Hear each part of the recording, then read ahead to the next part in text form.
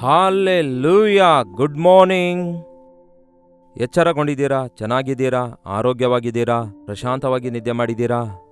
ದೇವರನ್ನು ಸ್ತುತಿಸ್ತಾ ಇದ್ದೀರಾ? ದಿನಾಲು ಪ್ರಾರ್ಥಿಸ್ತಾ ಇದ್ದೀರಾ? ವೈಯಕ್ತಿಕವಾಗಿ ದೇವರೊಂದಿಗೆ ಸಹವಾಸವುಳ್ಳವರಾಗಿ ಜೀವಿಸ್ತಾ ಇದ್ದೀರಾ? ಯಾಕೆ ಇಷ್ಟೊಂದು ಪ್ರಶ್ನೆ ಕೇಳ್ತಾ ಇದ್ದೀರಿ ಬ್ರದರ್ ಎಂದು ಯೋಚಿಸಬೇಡಿರಿ. ನಿಮ್ಮ ಯೋಗಕ್ಷೇಮ ಮೇಲಿಂದ ಮೇಲೆ. ಒಂದು ವಾಟ್ಸಪ್ ಮೂಲಕ ತಿಳಿಯಪಡಿಸಿರಿ, ಲೈವ್ ಚಾಟ್ನಲ್ಲಿ ಬಂದು ತಿಳಿಯಪಡಿಸಿ. ಕರ್ತನನ್ನು ಸ್ತುತಿಸುವುದಕ್ಕಾಗಿ ನಿಮಗೋಸ್ಕರ ಮತ್ತಷ್ಟು ಭಾರದಿಂದ ಪ್ರಾರ್ಥಿಸಿ. ನಿಮಗೆ ಅವಶ್ಯಕವಾದ ಸಂದೇಶ ಒದಗಿಸಲು ಕರ್ತನ ಸನ್ನಿಧಿಯಲ್ಲಿ ಕಾದುಕೊಂಡು ಉತ್ತರಗಳನ್ನು ನಿಮಗೆ ಒದಗಿಸಲು, ದೇವರು ಕೊಡುವ ಸಂದೇಶಗಳನ್ನು ನಿಮ್ಮೊಂದಿಗೆ ಹಂಚಿಕೊಳ್ಳಲು ಸಹಕರಿಸಿದವರಾಗಿರ್ತೀರಿ. ಬನ್ನಿ ಒಂದು ಚಿಕ್ಕ ಪ್ರಾರ್ಥನೆ ಮಾಡೋಣ. ಪರಿಶುದ್ಧ ದೇವರೇ, ನಿಮಗೆ ವಂದನೆಗಳು. ಮತ್ತೊಂದು ಸಾರಿ ದೇವರೇ, ನಿಮ್ಮ ಸನ್ನಿಧಿಯಲ್ಲಿ ಕೂಡಿ ಬಂದಿದ್ದೇವೆ. ನಮ್ಮೊಂದಿಗೆ ಮಾತಾಡಿರೆಂದು ಕ್ರಿಸ್ತನ ನಾಮದಲ್ಲಿ ಬೇಡುತ್ತೇನೆ ತಂದೆಯೇ, ಆಮೇನ್. ರಹಸ್ಯ ಪ್ರಾರ್ಥನೆ, ಏಕಾಂತ ಪ್ರಾರ್ಥನೆ, ಮತ್ತೇನು ಮಾರ್ಪಡುವಿಕೆ ತರುವ ಪ್ರಾರ್ಥನೆ. ಅಷ್ಟೇ ಅಲ್ಲ, ಕೈಗಳೆತ್ತಿ ಮಾಡುವಂತಹ ಪ್ರಾರ್ಥನೆ, ಮೊಳಕಾಲೂರಿ ಮಾಡುವ ಪ್ರಾರ್ಥನೆ ಎಂದು ಹೀಗೆ ಎಷ್ಟೋ ಪ್ರಾರ್ಥನೆಗಳ ಕುರಿತು ಹೋರಾಡುವ ಪ್ರಾರ್ಥನೆ. ಹೀಗೆ ಹೇಳ್ತಾ ಹೋದರೆ ಎಷ್ಟಿವೆ ನೋಡಿ. ಈ ಸಂದೇಶ ಕೇಳಲು ಇಚ್ಛಿಸುವುದಾದರೆ ಹಿಂದಿನ ದಿನಗಳಿಗೆ ನೀವು ಹೋಗಿ 1 ವಾರ 2 ವಾರದ ಸಂದೇಶಗಳನ್ನು ವೀಕ್ಷಿಸೋದಾದರೆ ಕ್ರಮವಾಗಿ ಪ್ರಾರ್ಥನೆ ಕುರಿತು ನಾವು ಕಲಿತಾ ಬರ್ತಿದ್ದೇವೆ. ಅನೇಕ ಸಂದೇಶಗಳನ್ನು ಪ್ರಾರ್ಥನೆ ಕುರಿತು ಹಂಚಿಕೊಂಡಿದ್ದೇನೆ. ಇನ್ನು ಮೇ ಬಿ 1 or 2 ಮಾತ್ರ ಉಳಿದಿರ್ತವೆ. ನೀವು ಒಳ್ಳೆ ಪ್ರಾರ್ಥನೆ ವೀರರಾಗಬೇಕೆಂದು ಎಲ್ಲಾ ವಿಧವಾದ ಪ್ರಾರ್ಥನೆ ಮಾಡುವವರಾಗಿದ್ದು, ವಿಜ್ಞಾಪನೆ ಮಾಡುವವರಾಗಿ, ನಂಬಿಕೆಯಿಂದ ಪ್ರಾರ್ಥಿಸುವವರಾಗಿ, ಹೋರಾಡಿ ಜಯಿಸುವವರಾಗಿ, ಮೊಳಕಾಲೂರಿ ಪ್ರಾರ್ಥಿಸುವವರಾಗಿ, ಕೈಗಳೆತ್ತಿ ಪ್ರಾರ್ಥಿಸುವವರಾಗಿ, ಸಭೆಯಾಗಿ ಪ್ರಾರ್ಥಿಸಿ ಅದ್ಭುತ ಕಾಣುವವರಾಗಿರಬೇಕು. ಇತ್ತೀಚಿನ ಪರಿಸ್ಥಿತಿಗಳಲ್ಲಿ ನಮಗೆ ಸೈತಾನನನ್ನು ಎದುರಿಸಲು ಏಕೈಕ ಪ್ರಾಮುಖ್ಯವಾದ ಆಯುಧವೇ ಪ್ರಾರ್ಥನೆಯಾಗಿದೆ. ಪ್ರಾರ್ಥನೆ ಎಂಬ ಆಯುಧವನ್ನು ನಾವು ಬಳಸುವುದಾದರೆ ಸೈತಾನನು ಸೋತು ಹೋಗ್ತಾನೆ. ಪವಿತ್ರಾತ್ಮನ ಕಾರ್ಯಗಳು ಪ್ರಪಂಚದಾದ್ಯಂತ ನಡೆಯುತ್ತವೆ. ನಂಬಿಕೆಯಿಂದ ಪ್ರಾರ್ಥಿಸಬೇಕು ಎಂಬ ಈ ವಿಷಯವನ್ನು ಯೇಸು ಬಹಳ ಸ್ಪಷ್ಟವಾಗಿ ಹೇಳಿದ್ದಾರೆ. ನೀವು ಏನ್ ಬೇಕಾದರೂ ಬೇಡಿಕೊಳ್ಳಿರಿ, ಜ್ಞಾನ ಬೇಕಾದರೆ ನನಗೆ ಬೇಡಿಕೊಳ್ಳಿರಿ, ಆದರೆ ಅಪನಂಬಿಕೆಯಿಂದ ಬೇಡಿಕೊಂಡ್ರೆ ನಿಮಗೆ ಏನು ದೊರಕುವುದಿಲ್ಲ. ನಂಬಿಕೆಯ ಪ್ರಾರ್ಥನೆಗಳು ಅದ್ಭುತ ಕಾರ್ಯಗಳನ್ನು ಮಾಡ್ತವೆ. ನಂಬಿಕೆಯ ಪ್ರಾರ್ಥನೆ ರೋಗಿಗೆ ಸ್ವಸ್ಥಪಡಿಸುತ್ತವೆ. ನಂಬಿಕೆಯ ಪ್ರಾರ್ಥನೆ ಅನ್ನುವಾಗ ನಂಬಿಕೆಯ ಮೂಲಕ ಅದ್ಭುತ ಮಹತ್ ಕಾರ್ಯಗಳನ್ನು ನೋಡಬಹುದು. ನಂಬಿಕೆ ಅಂದರೆ ಕಾಣದೇ ಇರುವುದನ್ನು ನಂಬುವುದು. ಬಹಳಷ್ಟು ಸಾರಿ ನಾವು ಪ್ರಾರ್ಥಿಸುತ್ತಲೇ ಇರ್ತೇವೆ, ಆದರೆ ಎಲ್ಲಿಂದಲೋ ನಮ್ಮ ಜೀವಿತದಲ್ಲಿ ಆ ಅಪನಂಬಿಕೆ ಬಂದೇ ಬಿಟ್ಟಿರುತ್ತೆ. ಒಂದು ಸಂಘಟನೆ ನಿಮಗೆ ಈ ದಿನ ತೋರಿಸಲು ಇಚ್ಛಿಸ್ತೇನೆ. ಮತ್ತಾಯನ ಸುವಾರ್ತೆ ಇದೆಯಾ ಪ್ರಿಯರೇ? ಮತ್ತಾಯನ ಸುವಾರ್ತೆ ನಿಮ್ಮ ಹತ್ತಿರ ಬೆಳಗ್ಗೆ ಇದೇನು ಬೈಬಲ್ ತೆರೆಯೋದು ಅನ್ಬೇಡಿ. ಬೈಬಲ್ನಲ್ಲಿರುವ ಸಂದೇಶಗಳೇ ನಮ್ಮನ್ನು ಬದುಕಿಸುತ್ತವೆ, ನಮ್ಮನ್ನು ಆಧ್ಯಾತ್ಮಿಕವಾಗಿ ಬಲಪಡಿಸುತ್ತವೆ. ಮತ್ತಾಯ ಸುವಾರ್ತೆ 14ನೇ ಅಧ್ಯಾಯ 27ನೇ ವಚನ ಹೇಳುತ್ತೆ. ನಿಮಗಿನ್ನೂ ಚೆನ್ನಾಗಿ ಅರ್ಥ ಆಗುವಂತೆ ವಚನ 23ರಿಂದ ಓದುತ್ತೇನೆ ಕೇಳಿ. ಆತನು ಜನರ ಗುಂಪುಗಳನ್ನು ಕಳುಹಿಸಿ ಬಿಟ್ಟ ಮೇಲೆ ಪ್ರಾರ್ಥಿಸುವುದಕ್ಕಾಗಿ ಏಕಾಂತವಾಗಿ ಬೆಟ್ಟವನ್ನು ಹತ್ತಿದನು ಮತ್ತು ಹೊತ್ತು ಮುಳುಗಿದ ಮೇಲೆ ಒಬ್ಬನೇ ಅಲ್ಲೇ ಇದ್ದನು. ಯೇಸುವಿನ ಪ್ರಾರ್ಥನೆ ಎಷ್ಟು ದೀರ್ಘ ಪ್ರಾರ್ಥನೆ ನೋಡಿ. ಆತನು 5 ರೊಟ್ಟಿ 2 ಮೀನುಗಳನ್ನು ಹಂಚಿಕೊಟ್ಟ ನಂತರ, ಅದ್ಭುತ ನಡೆದ ನಂತರ ಇನ್ಯಾಕೆ ಬೇಕು ಅದ್ಭುತ, ಇನ್ಯಾಕೆ ಬೇಕು ಪ್ರಾರ್ಥನೆ ಅಂದುಕೊಳ್ಳಲಿಲ್ಲ. ಆದರೆ ಆತನು ಏಕಾಂತವಾಗಿ ಹೋಗಿ ಪ್ರಾರ್ಥನೆ ಮಾಡಲು ಹೋಗಬೇಕೆಂದು ಶಿಷ್ಯರನ್ನು ದೋಣಿ ಹತ್ತಿಸಿ ಕಳಿಸಿಕೊಟ್ಟು ಆತನು ಬೆಟ್ಟ ಹತ್ತಿ ಪ್ರಾರ್ಥಿಸಿದಾಗ ಸಾಯಂಕಾಲದವರೆಗೂ ಪ್ರಾರ್ಥಿಸಿದನು. ಅಂದರೆ ರಾತ್ರಿ ಎಲ್ಲ ಪ್ರಾರ್ಥನೆ ಮಾಡ್ತಾ ಇದ್ದನು. ಅಷ್ಟರಲ್ಲಿ ದೋಣಿಯು ಭೂಮಿಗೆ ಬಹುದೂರ ಹೋಗಿತ್ತು ಮತ್ತು ಎದುರು ಗಾಳಿ ಬೀಸುತ್ತಿದ್ದರಿಂದ ತೆರೆಗಳ ಬಡಿತಕ್ಕೆ ಸಿಕ್ಕಿ ಒದ್ದಾಡುತ್ತಿತ್ತು. ರಾತ್ರಿಯ 4ನೆಯ ಜಾವದಲ್ಲಿ ಯೇಸು ಸಮುದ್ರದ ಮೇಲೆ ನಡೆದು ಅವರ ಕಡೆಗೆ ಬಂದನು. ರಾತ್ರಿಯ 4ನೆಯ ಜಾವ. ಈ ಜಾವಗಳ ಕುರಿತು ಗಮನಿಸುವುದಾದರೆ ಒಬ್ಬೊಬ್ಬರು ಒಂದೊಂದು ರೀತಿಯಾಗಿ ಹೇಳ್ತಾರೆ. ಹೆಚ್ಚು ಕಡಿಮೆ ಬೆಳಗಾಗುವವರೆಗೂ, ಇಲ್ಲವೇ ಮಿಡ್ನೈಟ್ವರೆಗೂ ಆತನು ಒಬ್ಬಂಟಿಗನಾಗಿ ಅಲ್ಲಿ ಪ್ರಾರ್ಥನೆ ಮಾಡಿಕೊಂಡು ಇರುತ್ತಿರುವಷ್ಟರಲ್ಲಿ ಶಿಷ್ಯರು ದೋಣಿಯಲ್ಲಿ ಸಮುದ್ರದ ಮಧ್ಯದಲ್ಲಿದ್ದಾಗ ತೂಫಾನು ಬರುತ್ತೆ. ಶಿಷ್ಯರು ಒದ್ದಾಡ್ತಿದ್ದಾರೆ ಅಂದುಕೊಂಡು ಯೇಸು ಅವರಿಗೋಸ್ಕರ ನಾನು ಎಷ್ಟು ದೊಡ್ಡ ದೇವರು ನೋಡಿರಿ ಎಂದು ತೋರಿಸಿಕೊಳ್ಳುವುದಕ್ಕಾಗಿ ಹೋಗಲಿಲ್ಲ. ದೇವರು ಯಾವತ್ತೇ ಆಗಲಿ ಏನೇ ಮಾಡಿದರೂ ಕೂಡ ನಮ್ಮ ಅಗತ್ಯತೆ ಏನೆಂದು ಅರಿತು ನಮ್ಮ ಮೇಲೆ ದಯೆ ತೋರಿಸಿ ಅದ್ಭುತ ಮಾಡ್ತಾರೆ. ಇದನ್ನು ನಂಬಿ ಪ್ರಿಯರೇ, ಆ ಶಿಷ್ಯರಿಗೋಸ್ಕರ ಯೇಸು ನಡೆದು ಬರುತ್ತಾರೆ ಆ ಸಮುದ್ರ ತೂಫಾನಿನ ಮಧ್ಯದಲ್ಲಿ. ಎಷ್ಟು ಪ್ರೀತಿ ನೋಡಿ ಯೇಸುವಿಗೆ. ಆದರೆ ಈ ಶಿಷ್ಯರ ಪರಿಸ್ಥಿತಿ ಹೇಗಿದೆ ಎಂದರೆ, ಅವರ ಬಳಿಗೆ ಯೇಸು ನಡೆದು ಬಂದನು. 26ನೇ ವಚನ. ಸಮುದ್ರದ ಮೇಲೆ ನಡೆಯುವ ಆತನನ್ನು ಶಿಷ್ಯರು ನೋಡಿ ಭೂತವೆಂದು ಏನಂತೆ ಭೂತವೆಂದು ತತ್ತರಿಸಿ ಭಯದಿಂದ ಕೂಗಿದರು. ಅವರ ದೃಷ್ಟಿಯಲ್ಲಿ ಭೂತಗಳೇ ಇದ್ವು, ಯೇಸು ಇರಲಿಲ್ಲ. ಸ್ವಲ್ಪ ಹೊತ್ತು ಮುಂಚೆ ದೊಡ್ಡ ಅದ್ಭುತ ನೋಡಿದ್ರು ಅವರು. ಯಾವಾಗ ನೀವು ಏನನ್ನು ಯೋಚಿಸ್ತೀರೋ ಅದೇ ನಿಮ್ಮ ಬಾಯಿಂದ ಬರುತ್ತೆ, ಅದೇ ನಿಮ್ಮ ಮನಸ್ಸಲ್ಲಿ ಇದ್ದೇ ಇರುತ್ತೆ. ಕೆಲವರು ದೆವ್ವಗಳ ಕನಸು ಬೀಳುತ್ತವೆ ಅನ್ನುತ್ತಾರೆ. ದೆವ್ವಗಳ ಕುರಿತು ಆಲೋಚಿಸ್ತಾ ಇದ್ದೀರಾ? ಕೆಟ್ಟ ಆಲೋಚನೆ ಬರ್ತೀವಿ ಅನ್ನುತ್ತಾರೆ. ಹಾಗೆ ಯೋಚಿಸ್ತಾ ಇದ್ದೀರಾ? ದೇವರ ಆಲೋಚನೆಯಿಂದ ನಿಮ್ಮ ಮನಸ್ಸು ತುಂಬಿಕೊಳ್ಳಿರಿ, ದಿವ್ಯ ದರ್ಶನಗಳಾಗ್ತವೆ. ಯೋಸೇಫನು ದೇವರೊಂದಿಗೆ ಸಹವಾಸವುಳ್ಳವನಾಗಿದ್ದನು. ಒಬ್ಬ ಬಾಲಕನಾಗಿ ಕೆಟ್ಟತನ ವಿಸರ್ಜಿಸುವವನಾಗಿದ್ದ. ದೇವ ದರ್ಶನಗಳನ್ನು ಕಂಡಿದ್ದ. ದೇವರು ಅವನಿಗೆ ಮುಂದಾಗುವ ವಿಷಯಗಳನ್ನು ತಿಳಿಸಿದ್ರು. ನಾವು ಯಾವಾಗ ನೋಡಿದ್ರೂ ಕೂಡ ಮನುಷ್ಯರೇನು ಅಂದುಕೊಳ್ತಾರೋ, ಪರಿಸ್ಥಿತಿಗಳು ಹೇಗಿರ್ತವೋ ಎಂದು ಯೋಚಿಸುತ್ತಿರುವುದರಿಂದ ಯಾವಾಗಲೂ ಭಯಭರಿತರಾಗಿರ್ತೇವೆ. ಯೇಸು ನಮಗೆ ಸಹಾಯ ಮಾಡಬೇಕಂದ್ಕೊಂಡ್ರೂ ಯೇಸುವಿನ ಮೇಲೆ ಸಂದೇಹ ಪಡುವ ಸ್ಥಿತಿಗೆ ಬಿದ್ದು ಹೋಗಿರ್ತೇವೆ. ಭೂತ ಅಂದುಕೊಂಡು ತತ್ತರಿಸಿ ಭಯದಿಂದ ಕೂಗಿಕೊಂಡ್ರಂತೆ. 27ನೇ ವಚನ. ಕೂಡಲೇ ಯೇಸು ಮಾತಾಡಿ ಅವರಿಗೆ, ಧೈರ್ಯವಾಗಿರಿ, ನಾನು, ಭಯಪಡಬೇಡಿರಿ ಎಂದು ಅವರಿಗೆ ಹೇಳಿದನು. ಅವರ ಡೌಟ್ ಕ್ಲಿಯರ್ ಮಾಡ್ತಾರೆ. ಭಯಪಡಬೇಡಿರಿ, ಇದು ನಾನೇ, ಭೂತ ಅಲ್ಲ, ನಾನು ಎಂದು ಹೇಳಿದಾಗ ಆತನ ಮಾತು ನಂಬಬೇಕೋ ಇಲ್ಲವೋ? ನಂಬಬೇಕೋ ಇಲ್ಲವೋ? ನಂಬುತ್ತಾ ಇದ್ದೇವಾ ಪ್ರಿಯರೇ? ದೇವರು ಕೊಟ್ಟ ವಾಗ್ದಾನಗಳನ್ನು, ದೇವರು ಕೊಟ್ಟ ಮಾತುಗಳನ್ನು ನಂಬುತ್ತಾ ಇದ್ದೇವೋ? ನಂಬಿದರೆ ವಿಧೇಯರಾಗ್ತೀರಿ, ನಂಬಿದ್ರೆ ಅಧೀನರಾಗ್ತೀರಿ. ದೇವರನ್ನು ನಂಬುತ್ತೇನೆ ಅನ್ನುತ್ತೀರಿ, ಏನ್ ಪ್ರಯೋಜನ? ದೆವ್ವಗಳು ಕೂಡ ನಂಬಿ ನಡುಗುತ್ತವೆ. ನಂಬಿದ ದೇವರಲ್ಲಿ ಭರವಸೆ ಬಿಡ್ತಾ ಇದ್ದೀರಾ? ನನ್ನಲ್ಲಿ ಅಪನಂಬಿಕೆ ಹುಟ್ಟದಂತೆ ಸಹಾಯ ಮಾಡಿರೆಂದು ಪ್ರಾರ್ಥಿಸ್ತಿದ್ದೀರಾ? ಇದು ನಾನೇ, ಭಯಪಡಬೇಡಿರಿ ಎಂದು ಯೇಸು ಸ್ಪಷ್ಟವಾಗಿ ಹೇಳಿದ್ರು ಕೂಡ 28ನೇ ವಚನದಲ್ಲಿ ಪೇತ್ರ ಏನು ಹೇಳ್ತಾನೆ ನೋಡಿ. ಆಗ ಪೇತ್ರನು, ಸ್ವಾಮಿ, ನೀನೇ ಆದರೆ ನನಗೆ ನೀರಿನ ಮೇಲೆ ನಡೆದು ನಿನ್ನ ಬಳಿಗೆ ಬರುವುದಕ್ಕೆ ಅಪ್ಪಣೆ ಕೊಡು ಎಂದು ಆತನಿಗೆ ಕೇಳಿದನು. ನೀನೇ ಆದರೆ ನಾನು ನಡೆದು ಬರುವಂತೆ ಸಹಾಯ ಮಾಡು ಎಂದು ಕೇಳ್ತಾನೆ. ನಮ್ಮ ಪ್ರಾರ್ಥನೆ ಅನೇಕ ಸಾರಿ ಹೀಗೆ ಇರ್ತವೆ. ದೇವರೇ, ನೀನು ದೇವರಾಗಿದ್ರೆ ನನಗೆ ಗರ್ಭಫಲ ದಯಪಾಲಿಸ್ರಿ. ನೀವೇ ದೇವರಾಗಿದ್ರೆ ನಮ್ಮ ಮಗ ಎಕ್ಸಾಮ್ನಲ್ಲಿ ಪಾಸ್ ಆಗ್ಬೇಕು. ನೀವು ನಿಜವಾಗ್ಲೂ ಶಕ್ತಿಯುಳ್ಳ ದೇವರಾಗಿರೋದಾದ್ರೆ ನನಗೆ ಇದು ಬೇಕು, ಅದು ಬೇಕು, ಅದನ್ನು ಕೊಡಿ, ಇದನ್ನು ಕೊಡಿ ಎಂದು ಹೀಗೆ ಆದರೆ ಎಂಬುದಾಗಿ ಯಾವಾಗ ಮಾತಾಡ್ತಿರೋ ಅದು ಅಪನಂಬಿಕೆಯಾಗಿರುತ್ತೆ. ಕೇಳ್ತಿದ್ದೀರಾ? ಅರ್ಧಮರ್ಧ ನಂಬಿಕೆ ಅದು ಅಪನಂಬಿಕೆಯಾಗಿರುತ್ತೆ. ನೀವು ಪೂರ್ಣ ಹೃದಯದಿಂದ ನಂಬಬೇಕು ಯೇಸುವಿಗೆ. ದೇವರಿಗೆ ರುಜು ಕೇಳುವ ಅಗತ್ಯವಿಲ್ಲ.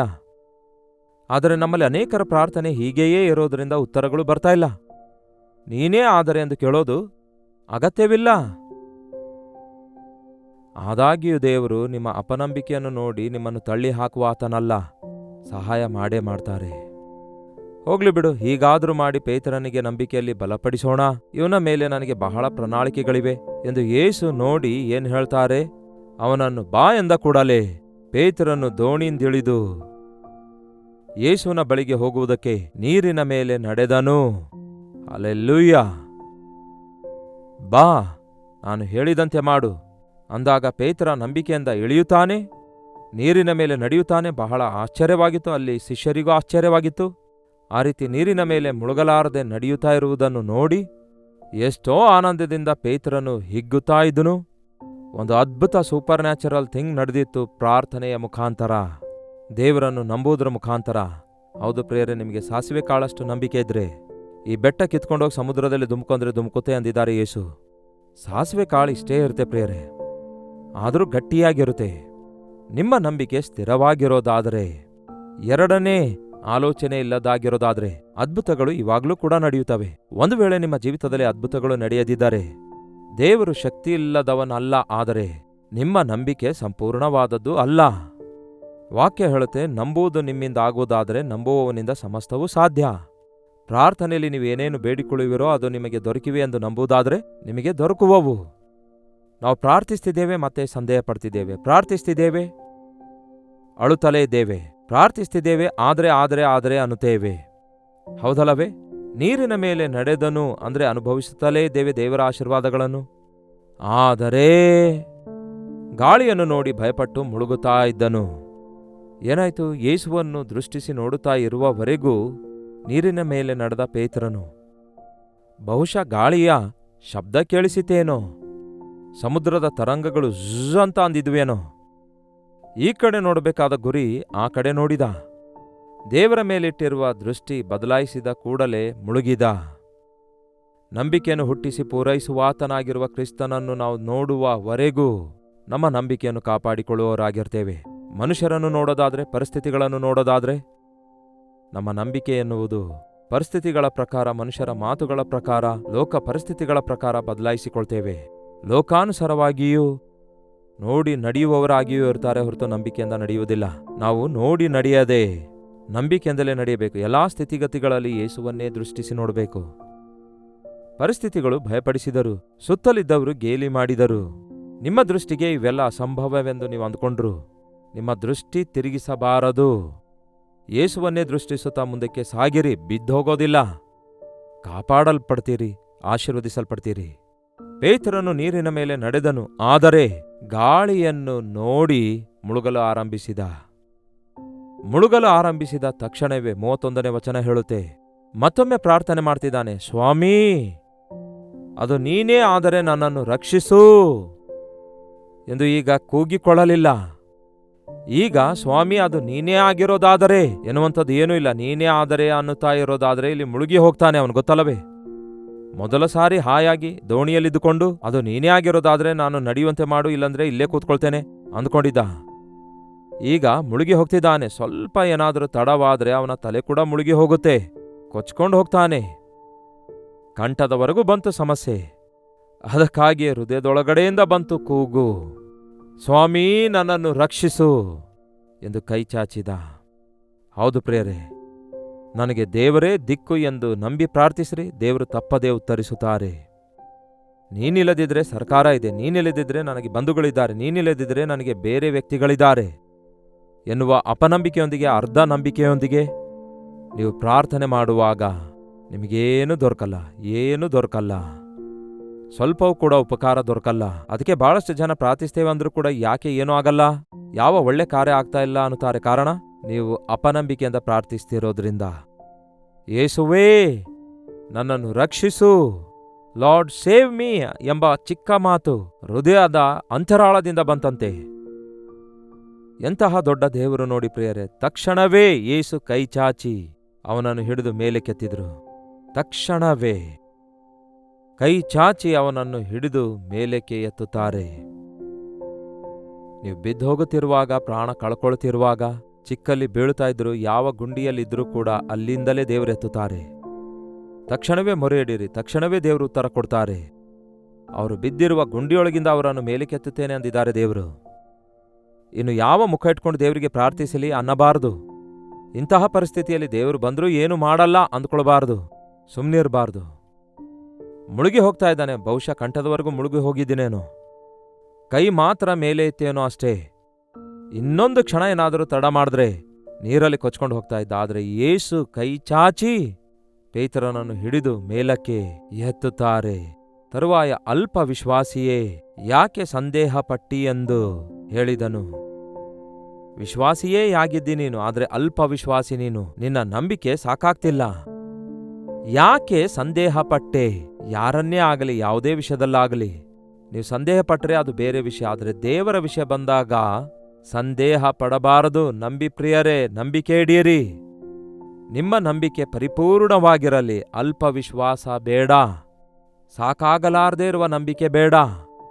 ನೀವು ಪ್ರಾರ್ಥನೆಯಲ್ಲಿ ಸ್ಥಿರಚಿತ್ತರಾಗಿಲ್ಲದಿರುವಾಗ ನಿಮ್ಮ ನಂಬಿಕೆ ಕಡಿಮೆಯಾಗುತ್ತೆ. ನೀವು ಅವಿಶ್ವಾಸಿಗಳೊಂದಿಗಿರುವಾಗ ನಿಮ್ಮ ನಂಬಿಕೆ ಕೂಡ ಅವಿಶ್ವಾಸಿಗಳಂತೆ ಆಗುತ್ತೆ. ನೀವು ದೇವರ ಮಕ್ಕಳೊಂದಿಗಿರುವಾಗ, ದೇವರ ವಾಕ್ಯ ನಿಮ್ಮ ಹೃದಯದಲ್ಲಿ ಇರುವಾಗ ಕೇಳುವುದರಿಂದ ನಂಬಿಕೆ ಉಂಟಾಗ್ತದೆ, ನಂಬಿಕೆ ಅಭಿವೃದ್ಧಿ ಆಗ್ತದೆ. ದೇವರನ್ನು ನಂಬಿದ ಮಕ್ಕಳಿಗೆಲ್ಲ ನಂಬಿಕೆ ಇದೆ, ಆದರೆ ಅದು ಸಾಕಾಗುತ್ತಾ ಇಲ್ಲ. ನಮ್ಮ ನಂಬಿಕೆ ದಿನೇ ದಿನೇ ಅಭಿವೃದ್ಧಿ ಹೊಂದಬೇಕು. ಸಣ್ಣ ಸಣ್ಣ ಕಾರ್ಯಗಳು ಮಾತ್ರವಲ್ಲದೆ ಅದ್ಭುತ ಮಹತ್ ಕಾರ್ಯಗಳು ಕಾಣುವ ಹಾಗೆ ಯೇಸುವಲ್ಲಿ ನಂಬಿಕೆ ಇಡಬೇಕು. ನಂಬಿಕೆಯಿಂದ ಪ್ರಾರ್ಥಿಸಿರಿ, ದೇವರಿಗೆ ಅಸಾಧ್ಯವಾದದ್ದು ಯಾವುದೂ ಇಲ್ಲ. ನಿಮ್ಮ ಜೀವಿತದಲ್ಲಿ ಯಾವ ಗಂಡಾಂತರ ಇವೆ ನನಗೆ ಗೊತ್ತಿಲ್ಲ. ನಿಮಗೆ ಮಕ್ಕಳು ಆಗುವುದಿಲ್ಲ ಎಂದು ಹೇಳಿರಬಹುದೇನೋ. ನನ್ನ ಗಂಡ ಮಾರ್ಪಡಲ್ಲ, ನನ್ನ ಕುಟುಂಬ ಕಟ್ಟಲ್ಪಡಲ್ಲ, ನಾವು ಬೇರ್ಪಟ್ಟಿದ್ದೇವೆ, ಮತ್ತೆ ನಾವು ಒಂದಾಗುತ್ತೇವೋ. ನಮ್ಮ ಮಗ ಮಾತು ಕೇಳದಂತೆ ಮನೆ ಬಿಟ್ಟು ಹೋಗಿದ್ದಾನೆ, 2 ವರ್ಷ ಆಯ್ತು, ಈಗ ತಿರುಗಿ ಬರುತ್ತಾನೋ? ಇಂತಹ ದೊಡ್ಡ ಸಮಸ್ಯೆ ಏನಾಗಿದ್ರೂ ಸಹ ನಂಬಿಕೆಯಿಂದ ನೀವು ಪ್ರಾರ್ಥಿಸುವುದಾದರೆ ಆತನಿಗೆ ಅಸಾಧ್ಯವಾದದ್ದು ಯಾವುದೂ ಇಲ್ಲ. ನಿಮ್ಮ ಪ್ರಾರ್ಥನೆಗೆ ಉತ್ತರ ಕೊಡ್ತಾರೆ. ಬನ್ನಿ ಪ್ರಾರ್ಥಿಸೋಣ. ಪರಿಶುದ್ಧ ದೇವರೇ, ನಿಮಗೆ ವಂದನೆಗಳು. ನಂಬಿಕೆಯಿಂದ ಪ್ರಾರ್ಥಿಸುವ ಪ್ರಾರ್ಥನೆ, ನಿಮ್ಮಲ್ಲಿ ನಿರೀಕ್ಷೆ ಇಡಬಲ್ಲಂತಹ ಪ್ರಾರ್ಥನೆ ನಮಗೆ ಕಲಿಸಿಕೊಡಿರಿ ದೇವರೇ. ಆಪತ್ತು ಬಂದಾಗ, ಸಮಸ್ಯೆಗಳು ಬಂದಾಗ ಮಾತ್ರವಲ್ಲ, ಎಲ್ಲ ವೇಳೆಯಲ್ಲಿ, ಎಲ್ಲ ವಿಷಯಗಳಲ್ಲಿ ನಿಮ್ಮ ಚಿತ್ತವೇ ಮಾಡಬೇಕೆಂಬ ಪ್ರಾರ್ಥನೆ. ನಿಮ್ಮ ಚಿತ್ತ ಉತ್ತಮವಾಗಿದೆ ಎಂದು ನೀವೇನೇ ಮಾಡಿದ್ರೂ ಅದು ನಮ್ಮ ಒಳ್ಳೆಯದಕ್ಕಾಗಿಯೇ ಎಂದು ನಂಬಲು, ನಿಮ್ಮ ಚಿತ್ತಕ್ಕೆ ವಿಧೇಯರಾಗಲು ನಮಗೆ ಸಹಾಯ ಮಾಡಿರಿ. ಆಪತ್ಕಾಲದಲ್ಲಿ ನನಗೆ ಮೊರೆಯಿಡಿರಿ, ಸದುತ್ತರ ದಯಪಾಲಿಸುತ್ತೇನೆ ಎಂದಿದ್ದೀರಿ. ನಮ್ಮ ಆಪತ್ಕಾಲದಲ್ಲಿ ನಿಮಗೆ ಮೊರೆಯಿಟ್ಟ ಮರುಕ್ಷಣವೇ ನಿಮ್ಮಿಂದ ಬಿಡುಗಡೆ ಹೊಂದಿಕೊಳ್ಳುವ ಹಾಗೆ ನಂತರ ನಿಮ್ಮನ್ನು ಸ್ತುತಿಸಲು ಸಹಾಯ ಮಾಡಿರಿ ಎಂದು ಕ್ರಿಸ್ತನ ನಾಮದಲ್ಲಿ ಬೇಡಿ ಹೊಂದಿದ್ದೇವೆ ತಂದೆಯೇ, ಆಮೇನ್.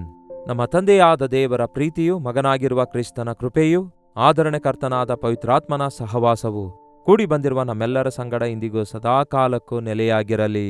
ಆಮೇನ್. ದೇವರಿಗೆ ಸ್ತೋತ್ರ. ನಿಮ್ಮ ಪ್ರಾರ್ಥನಾ ಮನವಿ 8939731313 ನಂಬರ್ಗೆ ಹಾಗೂ ಇತರ ದೇಶದಿಂದ ನೀವು ವೀಕ್ಷಿಸುವುದಾದರೆ ಇದೇ ನಂಬರ್ಗೆ ಒಂದು ಟೆಕ್ಸ್ಟ್ ಆಗಲಿ, ವಾಯ್ಸ್ ಮೆಸೇಜ್ ಮುಖಾಂತರ ವಾಟ್ಸಪ್ ಕಳಿಸಿರಿ. ನಾವು ಪ್ರಾರ್ಥಿಸ್ತಿದ್ದೇವೆ, ನೀವು ಕೂಡ ಪ್ರಾರ್ಥಿಸಿ.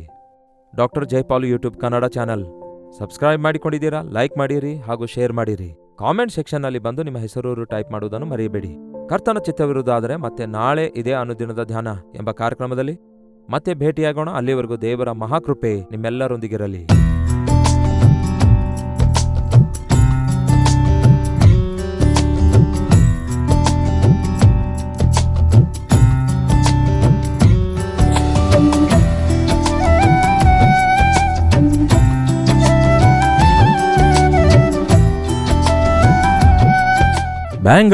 ಬೆಂಗಳೂರಿನ ಸುತ್ತಮುತ್ತಲೂ ಇರುವಂಥವರೆಲ್ಲರಿಗೂ ಒಂದು ಶುಭವಾರ್ತೆ. ಪ್ರತಿದಿನ ದೇವರ ವಾಕ್ಯವನ್ನು ಅನೇಕ ಭಾಷೆಗಳಲ್ಲಿ ಕೇಳುವಂತಹ ನಿಮ್ಮೆಲ್ಲರಿಗೂ ಮುಖಾಮುಖಿಯಾಗಿ ಕಾಣಬೇಕೆಂದು, ನಿಮಗೋಸ್ಕರ ವೈಯಕ್ತಿಕವಾಗಿ ಪ್ರಾರ್ಥಿಸಬೇಕೆಂದು ನಾವು ಬ್ಯಾಂಗ್ಳೂರಿಗೆ ಬರ್ತಿದ್ದೇವೆ. ಫೆಬ್ರವರಿ 16ನೇ ತಾರೀಕಿನಂದು ಮಧ್ಯಾಹ್ನ 2 ಗಂಟೆಯಿಂದ ಸಂಜೆ 5 ಗಂಟೆವರೆಗೂ, ಸಂಜೆ 6 ಗಂಟೆಯಿಂದ 2 ಸೆಷನ್ಸ್ಗಳನ್ನು ನಿಮ್ಮೆಲ್ಲರನ್ನು ಮುಖಾಮುಖಿಯಾಗಿ ಕಂಡು ವೈಯಕ್ತಿಕವಾಗಿ ಪ್ರಾರ್ಥಿಸಬೇಕೆಂದು, ದೇವರ ವಾಕ್ಯವನ್ನು ಧ್ಯಾನಿಸಿ ನಾವೆಲ್ಲರೂ ಸೇರಿ ದೇವರ ಸನ್ನಿಧಿಯಲ್ಲಿ ಆನಂದಿಸಬೇಕೆಂದು ಈ 1 ಡೇ ಗೆಟ್ ಟುಗೆದರ್ ಅನ್ನು ಏರ್ಪಡಿಸಿದ್ದೇವೆ. ಬನ್ನಿರಿ, ಕುಟುಂಬವಾಗಿ ಸೇರಿ ಬನ್ನಿರಿ. ಕರ್ತನ ಸನ್ನಿಧಿಯಲ್ಲಿ ನಾವೆಲ್ಲರೂ ಸೇರಿ ದೇವರ ವಾಕ್ಯ ಧ್ಯಾನಿಸೋಣ, ಆತನನ್ನು ಆರಾಧಿಸೋಣ. ಮತ್ತಷ್ಟು ಮುಖ್ಯವಾಗಿ ನಿಮ್ಮ ಸಾಕ್ಷಿಗಳನ್ನು ಕೇಳುವುದಕ್ಕಾಗಿ, ನಿಮಗಾಗಿ ಪ್ರಾರ್ಥಿಸುವುದಕ್ಕಾಗಿ ನಾವು ಎಷ್ಟೋ ಆಸೆಯುಳ್ಳವರಾಗಿದ್ದೇವೆ. ಸೋಷಿಯಲ್ ಮೀಡಿಯಾದ ಮೂಲಕ, ಟೆಲಿವಿಷನ್ ಮೂಲಕ ವಾಕ್ಯ ಕೇಳುತ್ತಿರುವ ನಿಮ್ಮೆಲ್ಲರನ್ನು ಮುಖಾಮುಖಿಯಾಗಿ ಭೇಟಿಯಾಗಿ ಬಲಪಡಿಸಬೇಕೆಂದು ಎಷ್ಟೋ ಆಸೆಯುಳ್ಳವರಾಗಿದ್ದೇವೆ. ಹಾಗಾಗಿ ತಪ್ಪದೆ ಬನ್ನಿ.